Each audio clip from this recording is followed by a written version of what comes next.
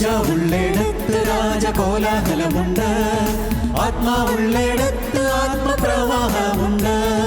രാജാവുള്ളിടത്ത് രാജകോലാഹലമുണ്ട്, ആത്മാവുള്ളിടത്ത് ആത്മപ്രവാഹമുണ്ട്.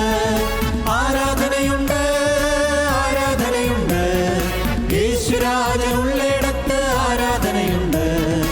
ആരാധനയുണ്ട്, ആരാധനയുണ്ട്, ആത്മാവിൻ്റെ ആരാധനയുണ്ട്.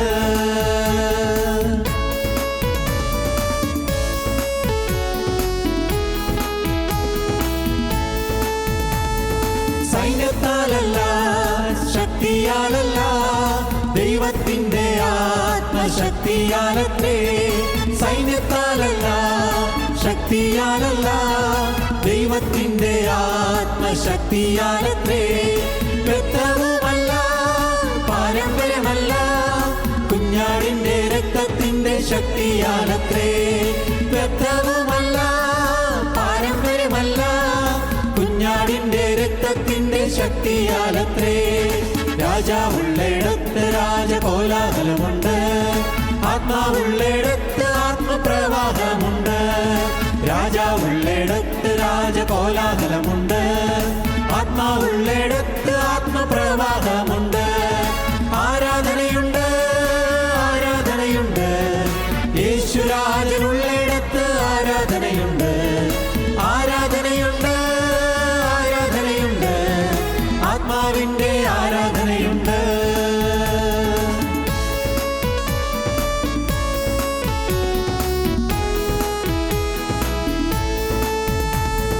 മഹത്വത്തിനും സ്തോത്രത്തിനും സർവബഹുമാനത്തിനും യോഗ്യനായവൻ.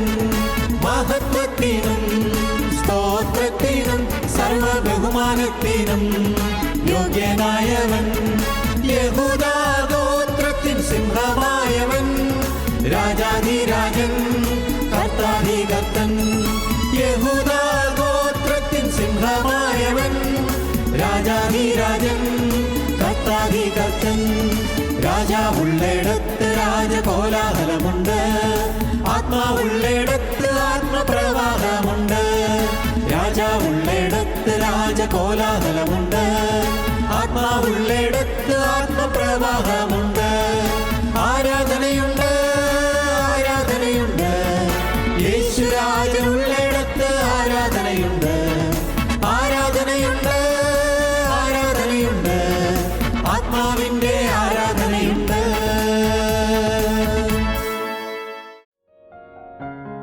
ഞങ്ങളും ക്രൂശിക്കപ്പെട്ട ക്രിസ്തുവിനെ പ്രസംഗിക്കുന്നു. ദൈവ തിരുനാമത്തിന് മഹത്വം ഉണ്ടാകട്ടെ. ദൈവത്തിന് സ്തോത്രം. ഇയ്യോബിൻ്റെ പുസ്തകം 14-ാം അധ്യായം 10-ാം വാക്യം, മനുഷ്യൻ പ്രാണനെ വിട്ടാൽ അവൻ എവിടെ? ഇയ്യോബിൻ്റെ പുസ്തകം 14-ാം അധ്യായം 10-ാം വാക്യത്തിൽ ഇയ്യോബ് ചോദിക്കുന്ന ഒരു ചോദ്യമാണ്, മനുഷ്യൻ പ്രാണനെ വിട്ടാൽ അവൻ എവിടെ? മരിച്ചതിന് ശേഷം അവൻ എവിടെയാണ് ചെല്ലുന്നത്? മരണശേഷമുള്ള ജീവിതം എന്താണ്?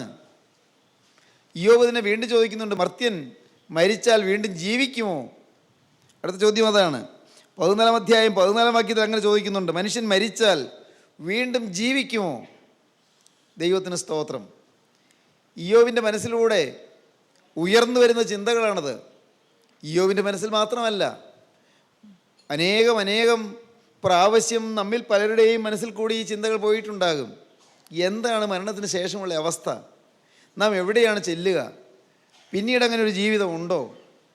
ആത്മാവുണ്ടോ? ഈ ശരീരത്തിനുള്ളിൽ അങ്ങനെ ഒരു ആത്മാവ് ഉണ്ടോ? ശരീരം മരിച്ച് മൺമറഞ്ഞു കഴിഞ്ഞാലും പിന്നെ ആത്മാവ് ഉണ്ടെങ്കിൽ ആത്മാവ് എങ്ങോട്ടാണ് പോകുന്നത്? നമുക്ക് പലർക്കും അറിഞ്ഞുകൂടാത്ത വിഷയമാണ്.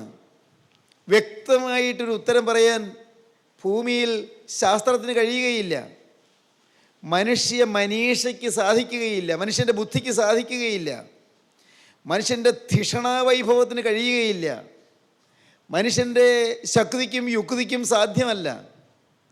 എന്നാൽ ഇതിനെല്ലാമുള്ള മറുപടി ദൈവത്തിൻ്റെ സന്നിധിയിലുണ്ട്. സർവജഗം നിയന്താവായ സർവേശ്വരനായ സച്ചിദാനന്ദ സ്വരൂപനായ നിത്യനായ ആദിയും അന്തവുമില്ലാത്ത ജീവനുള്ള ദൈവത്തിൻ്റെ സന്നിധിയിൽ ഇതിനുള്ള മറുപടിയുണ്ട്. ദൈവത്തിന് ഇങ്ങനെയുള്ളതായ അനേകമനേകം കാര്യങ്ങൾ നമ്മെ അറിയിക്കുവാൻ ദൈവത്തിനുള്ളതായ ഒരു വഴിയാണ്, അതിനുള്ള മാർഗമാണ് ഈ തിരുവചനം, തിരുവെഴുത്ത്, ദ ഹോളി ബൈബിൾ, വേദപുസ്തകം. വേദപുസ്തകത്തിൽ അതിനുള്ളതായ മറുപടികൾ, നമ്മുടെ ചോദ്യങ്ങൾക്കുള്ള മറുപടികൾ, നമ്മുടെ സംശയങ്ങൾക്കുള്ള മറുപടികൾ നമുക്ക് ലഭിക്കുന്നുണ്ട്. വചനം അത് നിത്യനായ ദൈവത്തിൻ്റെ വിശുദ്ധ ശബ്ദമാണ്, വിശുദ്ധ വചനമാണ്, വിശുദ്ധമായ വാക്കാണ്. ദൈവം മനുഷ്യനോട് സംസാരിക്കുന്നതാണ് തിരുവചനത്തിൽ കൂടെ. വചനത്തിൽ കൂടി നമുക്കതിനുള്ളതായ തെളിവുകൾ ലഭിക്കുന്നുണ്ട്. അത് പഠിക്കാനാണ് വാസ്തവത്തിൽ നാം ഇപ്പോൾ ശ്രമിക്കുന്നത്. എന്താണ് തിരുവചനം എന്തു പറയുന്നു മരണാനന്തരാവസ്ഥയെക്കുറിച്ച്, മരിച്ചതിന് ശേഷമുള്ള അവസ്ഥയെക്കുറിച്ച്? നമ്മുടെ തിരുവചനത്തിൽ കർത്താവായ യേശുക്രിസ്തു എന്താണ് പറഞ്ഞത്? മരിച്ച് അടക്കപ്പെട്ടതിന് ശേഷം ഉയർത്തെഴുന്നേറ്റ് ജീവിക്കുന്ന ക്രിസ്തു എന്താണ് പറഞ്ഞത് മരണത്തിന് ശേഷമുള്ള അവസ്ഥയെക്കുറിച്ച്? കർത്താവ് പറഞ്ഞതായ കാര്യങ്ങൾ ഈ തിരുവചനത്തിൽ രേഖപ്പെടുത്തിയിട്ടുണ്ട്. കർത്താവിൻ്റെ വിശുദ്ധന്മാരായ അപ്പോസ്തലന്മാരെന്താണ് പറഞ്ഞിട്ടുള്ളത്? കർത്താവിൻ്റെ വിശുദ്ധന്മാരായ പ്രവാചകന്മാരെന്താണ് പറഞ്ഞിട്ടുള്ളത്? ഈ തിരുവെഴുത്തിൽ ഇതെല്ലാം രേഖപ്പെടുത്തി തന്നിട്ടുണ്ട്. പ്രിയപ്പെട്ടവരെ, നാം തിരുവചനം വായിക്കുമ്പോൾ ഈ മഹാരഹസ്യങ്ങൾ നമുക്ക് വെളിപ്പെട്ട് കിട്ടുന്നുണ്ട്. നാം ഒരു കോഴിമുട്ട ഒന്ന് ഭാവനയിലൊന്ന് കാണൂ. കോഴിമുട്ട, ആ കോഴിമുട്ടയുടെ മീതെ തള്ളക്കോഴി അടയിരിക്കുകയാണ്. ഇത് ഞാൻ പറയുന്ന ഉദാഹരണമല്ല. സാധു സുന്ദരസിംഗ് അദ്ദേഹത്തിൻ്റെ ഒരു ഗ്രന്ഥത്തിൽ, ആധ്യാത്മിക ലോകത്തെക്കുറിച്ചുള്ള പുസ്തകത്തിൽ അദ്ദേഹം പറയുന്ന ഒരാശയമാണിത്. അദ്ദേഹം ഇങ്ങനെയാണ് പറഞ്ഞിരിക്കുന്നത്: കോഴിമുട്ടയ്ക്കകത്ത് കോഴിക്കുഞ്ഞ് രൂപപ്പെടുന്നുണ്ട്. ആ കോഴിമുട്ടയ്ക്കകത്തിരിക്കുന്ന കോഴിക്കുഞ്ഞ് രൂപപ്പെട്ട് വരുവാൻ ആ തള്ളക്കോഴി അതിൻ്റെ മീതെ പൊരുന്നിയിരിക്കുന്നു, അടയിരിക്കുന്നു. നമുക്കറിയാം, ഈ തള്ളക്കോഴി മീതെ അടയിരുന്ന് പൊരുന്നിയിരിക്കുമ്പോൾ ആ കോഴിക്കുഞ്ഞിനകത്തുള്ള കുഞ്ഞിനോട് തള്ളക്കോഴി പറയുന്നു: കുഞ്ഞേ, ഏതാനും ദിവസം കഴിഞ്ഞാൽ മതി, നീ ഒരു പുതിയ ലോകത്തേക്ക് വരും. ഏതാനും ദിവസങ്ങൾ, ചുരുങ്ങിയ നാളുകൾ, അത് കഴിഞ്ഞാൽ നീ ഒരു പുതിയ ലോകത്തേക്ക് വരും. അമ്മ വെറുതെ പറയുന്നതല്ലേ? ഇതല്ലേ ലോകം? ഇതിനപ്പുറത്ത് ലോകമുണ്ടെന്ന് എന്താ തെളിവ്? എന്ത് മണ്ടത്തരം അമ്മ ഈ പറയുന്നത്? കുഞ്ഞെ, നീ തെറ്റിദ്ധരിക്കണ്ട. ഈ മുട്ട, നിൻ്റെ ഈ പുറമെയുള്ള തോട് പൊട്ടും, പുറമെയുള്ള തൊണ്ട് പൊട്ടും. ഈ മുട്ടത്തോട് പൊട്ടിയിട്ട് ഇതിനകത്ത് നിന്ന് നീ ചലിച്ച് സഞ്ചരിക്കുന്ന ഒരു പക്ഷിയായി നീ പുറത്തു വരും. നീ ഒരു ജീവിയായി പുറത്തു വരും. എന്ത് അക്രമമാണ് അമ്മ ഈ പറയുന്നത്? വിഡ്ഢിത്തമല്ലേ ഈ പറയുന്നത്? ഞാൻ സഞ്ചരിക്കുകയെ, ഞാൻ ഇതിനകത്ത് ഒതുങ്ങിക്കൂടിയിരിക്കുകയല്ലേ? കുഞ്ഞേ, നീ നോക്കൂ, നീ സഞ്ചരിക്കുക മാത്രമല്ല, നീ പറക്കും. യോ, ഇതെല്ലാം എനിക്ക് വിശ്വസിക്കാൻ പറ്റില്ല. കുഞ്ഞ് പറയുകയാണ്, ഭാവനയാണ്. തള്ളക്കോഴി പറയുന്നു: കുഞ്ഞേ, ഞാൻ പറഞ്ഞു തരാം. നിൻ്റെ ശരീരത്തിൽ രൂപപ്പെട്ട് വരുന്ന ചില ചെറിയ മുളകൾ പോലെ കാണുന്നുണ്ടോ? അത് തൂവലുകളായി തീരും. അതിൻ്റെ ആരംഭമാണത്. അത് തൂവലുകളായി തീരും. ആ തൂവലുകൾ വളർന്ന് വലുതായി തീരും. നീ ഒരിക്കൽ ആ ചെറു തൂവലുകളുടെ ചെറിയ മുളകളായിട്ടാണ് നീ ഭൂമിയിലേക്ക് വരുന്നത്. ഭൂമിയിൽ കുഞ്ഞേ, നീ കാണുന്ന ലോകമല്ലത്. നീ ഇപ്പോൾ ഇരിക്കുന്ന ഈ കുടിസ് ലോകമല്ല. വെളിയിൽ നീ വന്നു കഴിയുമ്പോൾ നീ ഈ ചെറിയ ലോകത്ത് നിന്ന് നിനക്ക് എത്തിപ്പെടാൻ കഴിയാത്ത വലിയൊരു വിശാലമായ ലോകത്തേക്ക് നീ കടന്നു വരും. നിനക്കതൊന്നും പറഞ്ഞെത്താൻ സാധിക്കില്ല. ആ വിശാലമായ ലോകം, വളരെ വിശാലമായി പരന്ന് കിടക്കുന്നതായ ആ ലോകം, അതിൽ നിനക്ക് പലതും പുതിയ കാഴ്ചകൾ കാണും. അതിൽ മനോഹരമായ പുഷ്പങ്ങളുണ്ട്, നല്ല ചെടികളുണ്ട്, നല്ല വൃക്ഷങ്ങളുണ്ട്, നല്ല വീടുകളുണ്ട്. ഈ ലോകത്ത്, നീ കടന്നു വരുന്ന ലോകത്ത് ഇപ്പോൾ നിനക്കിതിനകത്ത് തന്നെ ഭക്ഷണമുണ്ട്. പക്ഷേ അതല്ല, നിനക്ക് പുതിയ ഭക്ഷണങ്ങൾ കിട്ടും. അമ്മ ഇതെല്ലാം വെറുതെ പറയുകയാണ്. വെറുതെ എന്നെ വ്യാമോഹിപ്പിക്കാൻ പറയുകയാണ്. അല്ല കുഞ്ഞേ, നീ ഇത് നേരിട്ട് അനുഭവിക്കും, ഏതാനും ദിവസം ഒന്ന് കഴിഞ്ഞോട്ടെ. പ്രിയപ്പെട്ടവരെ, എന്താണ് ഉദാഹരണത്തിൻ്റെ അർത്ഥം? നിങ്ങൾക്ക് മനസ്സിലാക്കാൻ പറ്റി, ഞാൻ വിശദീകരിക്കണ്ട. നമ്മുടെ ഈ ശരീരം അതിൻ്റെ പുറന്തോട് പൊട്ടിക്കഴിഞ്ഞ് ഇതിനുള്ളിലുള്ളതായ ആത്മാവ് അതിരില്ലാത്ത അനന്തതയിലേക്ക് നീങ്ങും. അതിരില്ലാത്ത അനന്തത, അതിർത്തിയില്ലാത്ത നിത്യത. എന്താണ് ഈ പറയുന്നത്? ഒരിക്കലും നാം വിഭാവനം ചെയ്തിട്ടില്ലാത്ത, നമുക്ക് ഊഹിക്കാൻ കഴിയാത്ത, നമുക്ക് ഭാവനയിൽ കാണാൻ കഴിയാത്ത, സങ്കല്പിക്കാൻ പോലും സാധ്യമല്ലാത്ത അനന്തവിശാലമായ ഒരാത്മലോകത്തേക്ക് നാം പ്രവേശിക്കും. ആത്മലോകം. ദൈവജനമേ, ആ വിശാലമായ ലോകത്ത് നാം എത്തുമ്പോൾ, അയ്യോ, ഈ ലോകത്തേക്ക് വരാനുള്ള ചെറിയ ചെറിയ മുളകളായിരുന്നല്ലോ എനിക്ക് ദൈവമേ എന്ന് വിളിക്കാനുള്ളൊരു ബോധം വന്നത്. പ്രയാസം വരുമ്പോൾ അയ്യോ എൻ്റെ ദൈവമേ എന്ന് ഞാൻ വിളിച്ചു പോയത്. എനിക്ക് പ്രാർത്ഥിക്കാനൊരു താല്പര്യം വന്നത്, ദൈവത്തെക്കുറിച്ചുള്ളതായ ഒരു വാഞ്ച എൻ്റെ ഹൃദയത്തിൽ മൊട്ടിട്ട് വന്നത്. എൻ്റെ കർത്താവേ, അന്ന് നാം ഓർക്കും, ഇതെല്ലാം അതിൻ്റെ ആരംഭമായിരുന്നു. ഭൂമിയിലെ കൂട്ടായ്മകൾ, ഭൂമിയിലെ പ്രാർത്ഥനകൾ, ഭൂമിയിൽ ഈ ശരീരത്തിൽ ജീവിച്ചപ്പോൾ ഉണ്ടായിരുന്നതായ കൂട്ടായ്മ ബന്ധങ്ങൾ, ദൈവവചന ശുശ്രൂഷകൾ, കർത്താവിൻ്റെ തിരുവചന കേൾവികൾ. എൻ്റെ ദൈവമേ, എന്തെല്ലാം ഇതെല്ലാം വേറൊരു ലോകത്തേക്ക് ജീവിക്കാനുള്ള തയ്യാറെടുപ്പുകളുടെ ചെറിയ ചെറിയ അങ്കുരങ്ങളായിരുന്നു, മുളകളായിരുന്നു, ചെറിയ ചെറിയ മുളകൾ. ദൈവത്തിന് സ്തോത്രം. ഒരു നാൾ നാം അപ്പുറത്തേക്ക് അങ്ങ് കടന്നു ചെല്ലും. നാം ഒരിക്കലും കണ്ടിട്ടില്ലാത്ത ലോകത്തേക്ക് നാം കടന്നു ചെല്ലും. ദൈവത്തിന് സ്തോത്രം. സ്നേഹിതരെ, കേൾക്കൂ.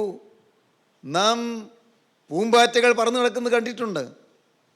ചിത്രശലഭങ്ങൾ, പുഷ്പങ്ങൾ തോറും തേനുണ്ട് നടക്കുന്ന പൂമ്പാറ്റകളുടെ അത്യന്തം ചേതോഹാരിയായ അതിൻ്റെ രൂപവും ഭംഗിയും എല്ലാം കണ്ട് നാം അതിശയിച്ച് നോക്കി നിന്നിട്ടുണ്ട്. എന്നാൽ ആ പൂമ്പാറ്റകൾ അങ്ങനെ തന്നെ പിറക്കുന്നവയല്ല. അതിൻ്റെ ആരംഭം ഒരു ചെറിയ മുട്ടയായിട്ടാണ്. കുറച്ച് കഴിഞ്ഞു മുട്ടയുടെ തോട് പൊട്ടി ഒരു പുഴുവായി. പുഴു ഇലകളിലൂടെ എഴഞ്ഞു നടന്നു, ഇലത്തലപ്പുകൾ തിന്നും കൊറിച്ചും നടന്നു. അത് കഴിഞ്ഞ് ഏതാനും നാൾ കഴിഞ്ഞപ്പോൾ അതിന് ചലനമില്ല. അതിന് ചുറ്റും ഒരു ആവരണം, ചുറ്റും ഒരു പൊതിച്ചിൽ. ഇത് കഴിഞ്ഞു, ഏതാനും നാളുകൾ കഴിഞ്ഞു, ആ ചുറ്റുമുള്ള ആ പൊതിച്ചിലിൻ്റെ ഉള്ളിൽ, ആവരണത്തിൻ്റെ ഉള്ളിൽ അതങ്ങനെ ഒരു സമാധി ദശയിൽ കഴിയുകയാണ്. സമാധി ദശയിൽ. നിങ്ങൾക്കിതൊക്കെ അറിയാവുന്ന കാര്യങ്ങളല്ലേ? അതിങ്ങനെ ഒരു പ്യൂപ്പ സ്റ്റേജ് അതിങ്ങനെ കഴിയുകയാണ്. ഇത് കഴിഞ്ഞു. ഏതോ ഒരു സമയത്ത് അനക്കമറ്റ് കിടന്ന് ആ തോടങ്ങ് പൊട്ടുന്നു. ആണ്ടേ വരുന്നു വർണ്ണശബളിമയുള്ള ചിത്രപ്പകിട്ടുള്ള മനോഹരമായ ചിറകുകൾ വിരിച്ച് പറക്കുന്ന ഒന്നാം തരം പൂമ്പാറ്റയായി ആ ചെറുജീവി പറന്നുല്ലസിച്ച് വാനവിരിവിലൂടെ സഞ്ചരിക്കുന്നു. നാം കാണുന്നുണ്ട്. ആദ്യം എവിടെയായിരുന്നത്? ഒരു ചെറിയ പുഴുവായിട്ട് സഞ്ചരിച്ചതാണ്. അന്ന് ആ പുഴുവിനോട് പറഞ്ഞാൽ മനസ്സിലാകുമോ, നീ ഇനിയൊരു പൂമ്പാറ്റയാകാൻ പോകുന്നു, നീ പറക്കുമെന്ന്? മനസ്സിലാവില്ല. അതിന് ചിറകിൻ്റെ യാതൊരു അങ്കുരവുമില്ല, ചിറക് വിളയ്ക്കാനുള്ള യാതൊന്നും കാണില്ല എൻ്റെ ശരീരത്തിൽ, വെറും പുഴു. എന്നാൽ ഏതാനും നാളുകൾ അത് സമാധി ദശയിൽ കഴിഞ്ഞു. ആ നിശ്ചിത കാലയളവ് കഴിഞ്ഞ് അത് പുറത്തു വന്നു, നല്ല ചിത്രശലഭമായി പറക്കാൻ തുടങ്ങുകയാണ്. മനുഷ്യജീവിതം ഇന്ന് സഹോദരങ്ങളെ, ഇതുപോലെ നാം ഓരോരുത്തരും ഈ ചെറിയ കുടുസുമുറിക്കുള്ളിൽ, ശരീരമെന്ന ഈ ചെറിയ കുടുസുമുറിക്കുള്ളിൽ നമ്മുടെ ആത്മാവ് കുടികൊണ്ട് കിടക്കുകയാണ്. ദേഹമുണ്ട്, ദേഹിയുണ്ട്, ആത്മാവുണ്ട്. ദേഹം ശരീരം, ദേഹി പ്രാണൻ, ആത്മാവുണ്ട്. ഈ ആത്മാവ് ശരീരത്തിൽ പ്രാണൻ പോയാൽ ആത്മാവ് അനന്തതയിലേക്ക് അങ്ങ് പറക്കും. ആത്മാവ് നിത്യതയിലേക്ക് പറക്കും. ഈ നിത്യത, അതെവിടെയാണ് ഈ നിത്യത? എന്താണ് ഈ നിത്യത? എങ്ങനെ അറിയാം? അതാണ് ഞാൻ ആദ്യം പറഞ്ഞത്. അത് വാസ്തവത്തിൽ ദൈവത്തിൻ്റെ തിരുവചനം വിശ്വസിച്ചാൽ മാത്രമേ മനസ്സിലാക്കാൻ പറ്റുകയുള്ളൂ. ബുദ്ധിയിൽ വിധേയപ്പെടുകയില്ല, യുക്തിചിന്തയ്ക്ക് വശംവദമാകുകയില്ല, മനുഷ്യ ചേതനയിൽ ഒതുങ്ങുന്നതല്ല. ദൈവം പറഞ്ഞിട്ടുണ്ട്, ദൈവം വെളിപ്പെടുത്തിയിട്ടുണ്ട്, ദൈവത്തിൻ്റെ വചനം പറഞ്ഞിട്ടുണ്ട്, വ്യാഖ്യാനിച്ചിട്ടുണ്ട്, തുറന്നു പറഞ്ഞ് തന്നിട്ടുണ്ട്. അത് നോക്കുമ്പോഴാണ് കാര്യങ്ങൾ മനസ്സിലാകുന്നത്. ഞാൻ വീണ്ടും പറയാം, ഞാൻ നേരിട്ട് കാണാതെ ഞാൻ വിശ്വസിക്കുകയില്ല എന്ന് പറയുന്നവരുണ്ട്. നേരിട്ട് കാണാതെ ഞാൻ വിശ്വസിക്കുകയില്ല പറഞ്ഞാൽ ശരിയല്ലേ? എങ്ങനെയാണ് വിശ്വസിക്കുക? ചുമ്മാ കണ്ണടച്ചങ്ങ് വിശ്വസിക്കുന്നത് എങ്ങനെയാണ്? നേരിട്ട് കാണണം.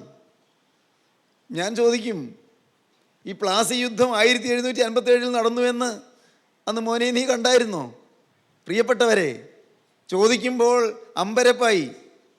ഈസ്റ്റ് ഇന്ത്യ കമ്പനി ആരംഭിച്ച് ഇന്ത്യയിൽ വന്നു, ബ്രിട്ടീഷുകാർ ഇന്ത്യയിൽ ആധിപത്യം നടത്തി, അത് കഴിഞ്ഞ് ഇന്ത്യയെ ഭരിച്ചു എന്നൊക്കെയുള്ള കാര്യങ്ങൾ നമ്മളാരെങ്കിലും നേരിട്ട് കണ്ടതാണോ? പണ്ട് രാജാക്കന്മാർ ഭരിച്ചിരുന്നുവെന്ന് നാം ആരെങ്കിലും നേരിട്ട് കണ്ടതാണോ? ചരിത്ര വസ്തുതകൾ നാം അത് വിശ്വസിക്കുന്നു. അറിയാവുന്നവർ എഴുതി വെച്ചത് നാം വിശ്വസിക്കുന്നു. അറിയാവുന്നവർ എഴുതി വെച്ചതിൽ പോലും തെറ്റുകൾ വരാം. ചരിത്രകാരന്മാർക്കും തെറ്റുകൾ വരുന്നില്ലേ? പക്ഷേ തെറ്റ് വരാത്ത ഒരു അത്ഭുത പുരുഷനുണ്ട്, അതാണ് കർത്താവായ യേശുക്രിസ്തു. ദൈവത്തിന് സ്തോത്രം. അവിടത്തേക്ക് തെറ്റുപറ്റുകയില്ല. യേശു കർത്താവിന് തെറ്റുപറ്റുകയില്ല.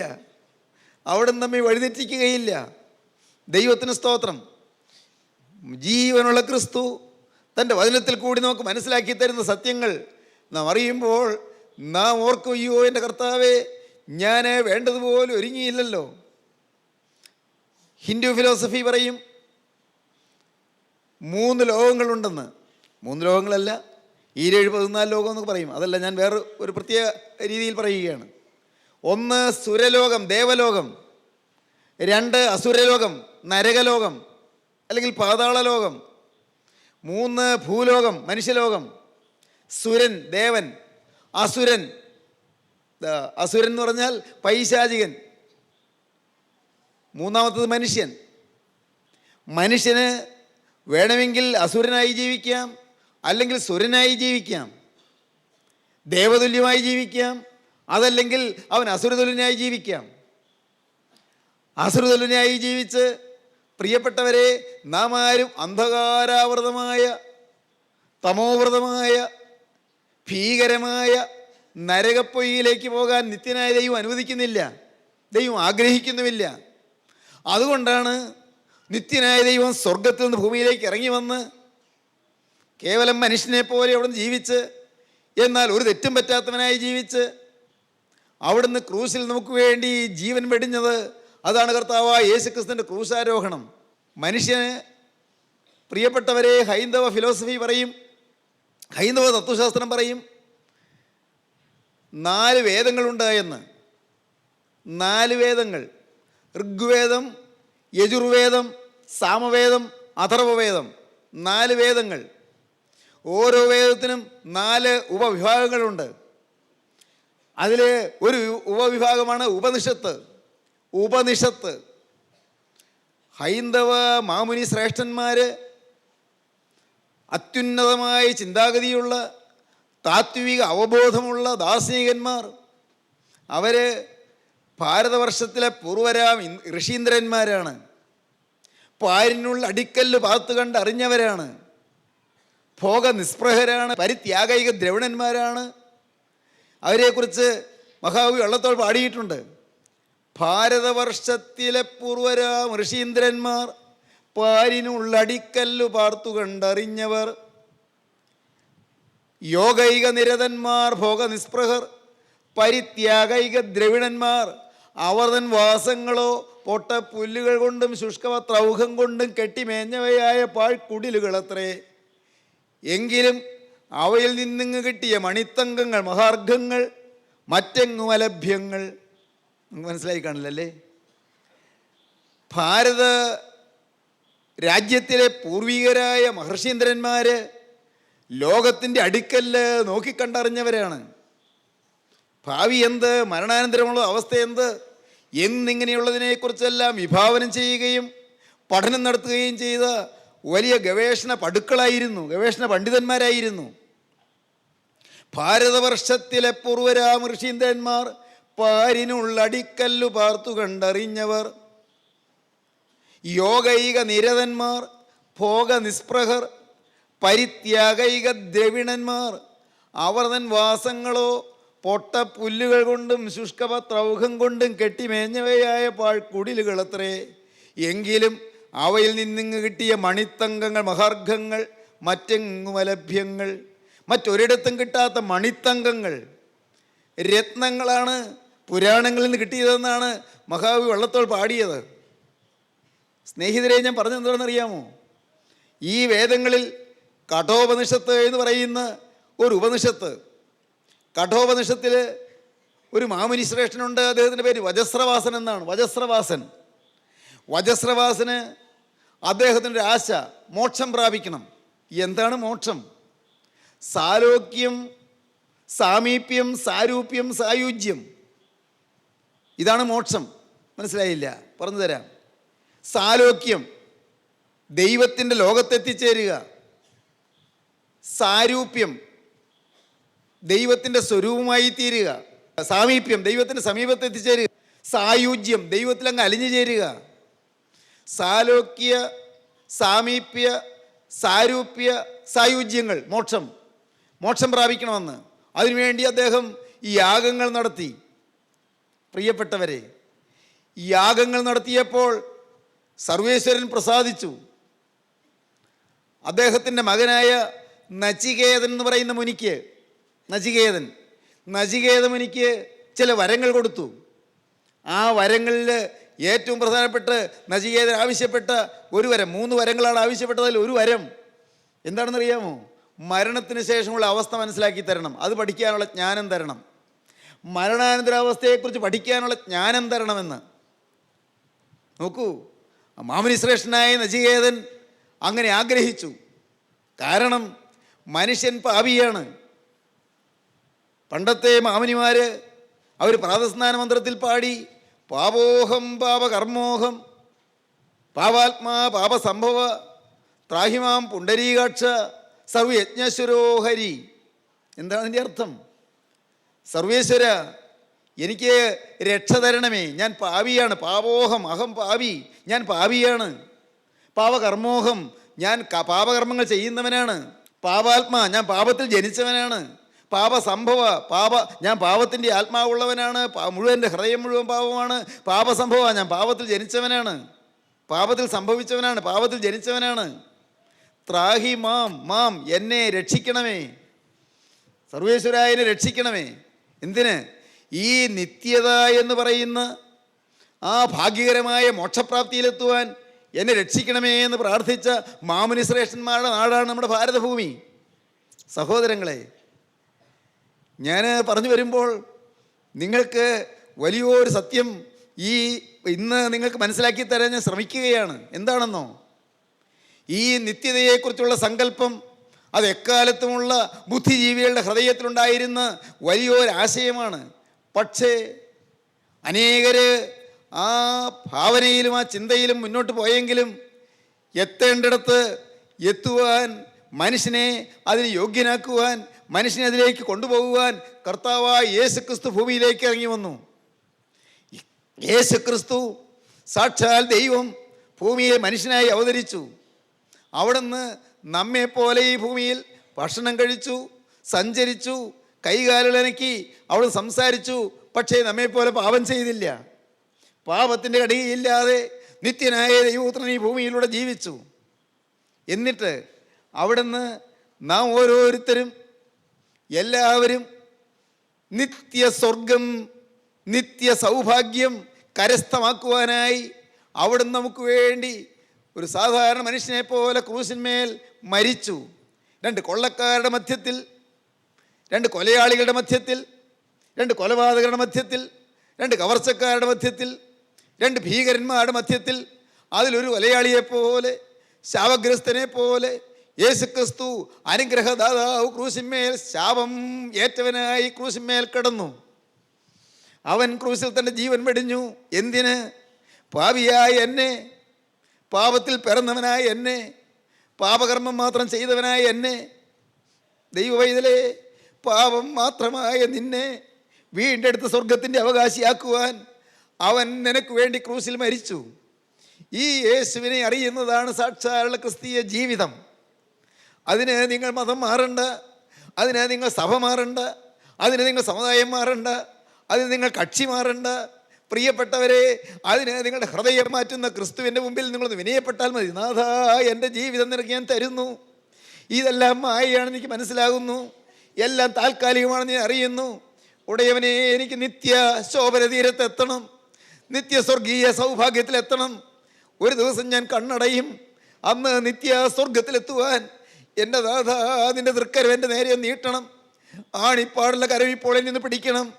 ആ കുറ്റമില്ലാത്ത രക്തം ചിന്തിയ കരം എന്നെ ഒന്ന് പിടിച്ച് എന്നെ ഈ പാപത്തിൻ്റെ ചേറ്റുകുഴിയിൽ നിന്ന് ഉയർത്തിയെടുക്കണം. നാഥാ, എന്നെ ഉയർത്താനാണല്ലോ നീ താണു വന്നത്, എന്നെ കരയേറ്റാനാണല്ലോ നീ ഇറങ്ങി വന്നത്. ഈ പാപാന്ധകാരമുള്ള ഈ അവസ്ഥയിൽ നിന്ന് എന്നെ ഉദ്ധരിച്ച് സത്യപ്രകാശമായ ശോഭായമാനമായ സ്വർഗീയ തീരത്തെത്തിക്കുവാനാണല്ലോ. ഉടയവനെ, നീ എനിക്ക് വേണ്ടി ക്രൂശിൽ മരിച്ചത് ഞാൻ വിശ്വസിക്കുന്നു. എന്നെ തന്നെ നിന്റെ കരങ്ങളിലേക്ക് തരുന്നു. പ്രിയപ്പെട്ടവരെ, അങ്ങനെ നിങ്ങളെ തന്നെ ഏൽപ്പിക്കുമ്പോഴാണ് നിങ്ങളുടെ ജീവിതം പ്രയോജനകരമായി തീരുന്നത്, നിങ്ങളുടെ ജീവിതം വിലയുറ്റതായി തീരുന്നത്, നിങ്ങളുടെ ജീവിതം മൂല്യവത്തായി തീരുന്നത്. അതിന് നിങ്ങൾക്ക് ആഗ്രഹമുണ്ടോ എന്നാണ് വളരെ എളിമയോടെ ഞാൻ നിങ്ങളോട് ചോദിക്കുന്നത്. നിങ്ങളോട് വളരെ എളിമയോടെ ഞാൻ യാചിക്കുകയാണ്. നിങ്ങളുടെ മുന്നിൽ കൈ നീട്ടി നിൽക്കുന്ന ക്രിസ്തുവിനെ നിങ്ങൾ കണ്ടില്ലെന്ന് നടിക്കരുത്. നിങ്ങളുടെ മുമ്പിൽ കരം നീട്ടി നിൽക്കുന്ന ക്രിസ്തുവിനെ നിങ്ങൾ അവഗണിച്ച് കളയരുത്. നിങ്ങളെ പേർ ചൊല്ലി വിളിക്കുന്ന ക്രിസ്തുവിനെ നിങ്ങൾ ഉപേക്ഷിച്ച് കളയരുത്. അവൻ നിങ്ങളുടെ അരികത്ത് വന്ന് കരം നീട്ടി നിൽക്കുകയാണ്. മകനെ, നിൻ്റെ ഹൃദയം എനിക്ക് തരിക, എൻ്റെ മോളെ, നിൻ്റെ ഹൃദയം എനിക്ക് തരിക എന്ന് പറഞ്ഞുകൊണ്ട് വാത്സല്യ വായ്പോടെ തൃക്കരം നീട്ടിക്കൊണ്ട് നിൽക്കുന്ന ക്രിസ്തുവിൻ്റെ കരങ്ങളിലേക്ക് പ്രിയപ്പെട്ടവരെ നിങ്ങൾ ഏൽപ്പിച്ചു കൊടുക്കൂ. ജീവിതം ധന്യമാക്കൂ, ജീവിതം അർത്ഥവത്താക്കൂ, ജീവിതം ശോഭായമാനമാക്കൂ, ജീവിതം പ്രസന്ന ഭരിതമാക്കൂ, ജീവിതം സന്തോഷപൂർണ്ണമാക്കൂ, ജീവിതം ഭാവി ശോഭനമാക്കി എടുക്കൂ. നിങ്ങളെ തന്നെ ക്രിസ്തുവിന് കൊടുക്കൂ. നമുക്ക് പ്രാർത്ഥിക്കാം. കാരുണ്യവാനായ ഞങ്ങളുടെ സ്വർഗീയ പിതാവേ, ഈ വചനം കേട്ട് എല്ലാവരെയും തഴുകണമേ, എല്ലാവരുടെയും മേലോടത്തി ആടിപ്പാടൽ കരം വെക്കണമേ. വചനം കേട്ടവരെ ആശീർവദിക്കണമേ, വചനം കേട്ടവരെ അനുഗ്രഹിക്കണമേ. എൻ്റെ നാഥാ, ഈ വചനം കേട്ട് എല്ലാവരും യേശു ക്രിസ്തുവിൻ്റെ സ്നേഹത്തിന് മുന്നിൽ ഓരോരുത്തരും സമർപ്പിക്കുവാനുള്ള കൃപ നൽകണമേ. ക്രൂസിലെ സ്നേഹം ഓരോരുത്തരെയും വിളിക്കുന്നത് കേൾക്കുവാനുള്ള കൃപ നൽകണമേ. നാഥാ, ക്രൂസിലെ സ്നേഹം ഓരോരുത്തരുടെയും മുമ്പിൽ നിന്ന് കെഞ്ചുന്നത് കാണാനുള്ള കൃപ നൽകണമേ. എല്ലാവരെയും അനുഗ്രഹിക്കണമേ. നാഥാ, ഈ വാക്കുകളെ കേട്ട പലരും രോഗികളുണ്ടല്ലോ കർത്താവേ, മനസ്സ് ഭാരപ്പെട്ട് വിഷാദിച്ച് കലങ്ങിയിരിക്കുന്നവരുണ്ടല്ലോ കർത്താവേ. ഓരോരുത്തരെയും എൻ്റെ നാഥൻ സന്ദർശിക്കണമേ. അവിടെ തൃക്കരം നീട്ടണമേ, ആശ്വാസം അല്ലണമേ, കണ്ണുനീര് തുടയ്ക്കണമേ, അനുഗ്രഹം പകരണമേ, തിരുനാമം മഹത്വപ്പെടുത്തണമേ. യേശു ക്രിസ്തുവിന്റെ ജയകരമായ നാമത്തിൽ തന്നെ. ആമീൻ. ഹല്ലേലൂയ.